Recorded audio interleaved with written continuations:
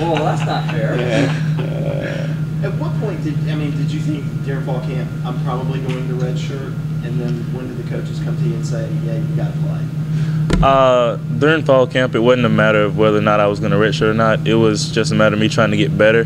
And as we had our meetings with the coaches at the post camp, I talked with Coach Elliott, and he said they were leaning more likely towards redshirting me unless someone went down. And it happened that same day Zach went down, so I had to kind of prepare even harder and try and get ready if my number was called.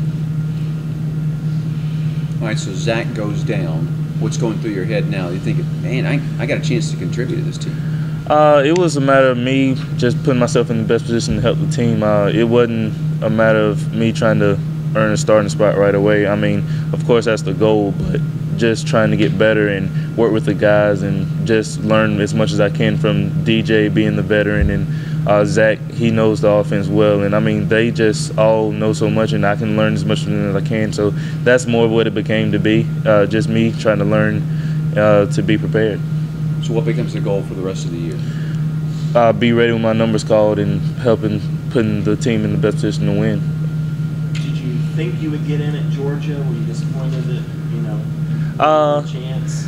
I wasn't really surprised. I mean, it was a matter of, like, I felt as if the offense was more, they were trying to go at a faster pace than what I was ready for, because I was yet to play a game at that time.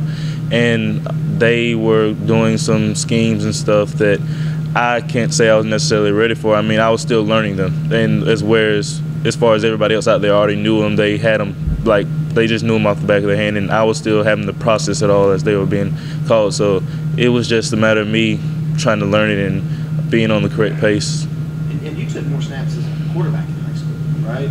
So how hard of a transition has this been for you? It hadn't been too bad because we ran the split back veer, so it was more of an option style, and I had the ball in my hands. I didn't really throw much, but it was just a matter of me actually taking the ball from under center to actually taking the handoff. Split back veer, I bet you a lot of fans don't know what that is. It's kind of creeping away, but yeah, so it was interesting. It fit the group that we had very well. Is it hard trying to learn the playbook and then something you never really had to do before, like pass protection, which is an important part of this offense? It's not too hard. It's just a matter. It's more of a technique thing, and then if anything else, just learning to shoot your hands and timing and just like getting the pad level correct. So in order to be an effective blocker, and that's what I'm still trying to learn to do. I got a long way to go in all areas of being a complete back, but that's one area I'm focusing on and trying to improve too. Being a quarterback in South Georgia, where football is everything, and knowing I covered that area, that there's a lot of pressure put on you as a quarterback. How has that helped you when you come here to Clemson to kind of get ready for this setting and what you're going to deal with here, the pressure here at big-time college football? Of course, there is a difference between high school and college football, but as far as learning to control your emotions during certain situations and knowing that you can go back to your coaching and trust your fundamentals, then that makes all the difference between, I feel like, a good ball player and a great ball player. Just knowing how to manage yourself in critical situations is key. What has Coach Morris and Coach Elliott talked to you guys about through these first couple of weeks in terms of making explosive plays? Just doing what Clemson does. As long as we do what we're coached to do, and as far as executing the plays and carrying out assignments and fakes and all those small things will lead to the big plays and the stuff that we are expecting of ourselves as a unit. Coach Morris is still pretty big on, he's told us all offseason that he wants to reestablish the run. Has that still been? We've been working at it every day, just trying to improve, and we've been working at them as much as we have our pass game. We're just trying to be in complete offense. Do you think that you earned a little bit of trust on the field the other day? I hope so. It was more of me just trying to go out and show that I'm trying to learn the offense. I'm trying to get better every day, and me just trying to do little things correct. How far along are you think, in learning this offense? You're talking about you're still trying to learn those things. How far away are you from really having a complete grasp? I'm still learning every day. I've learned, I feel like from the beginning of camp to now, I feel like I've made great strides.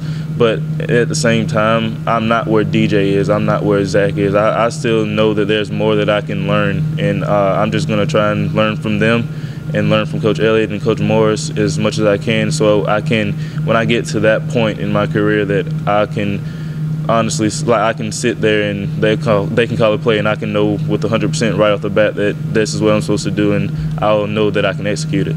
So do you feel for now maybe perhaps your role is limited? No, sir. It's just that whenever they call my number, I'm going to be ready. I'm not going to expect it to be called as much as DJ or somebody because, like I said, he knows it.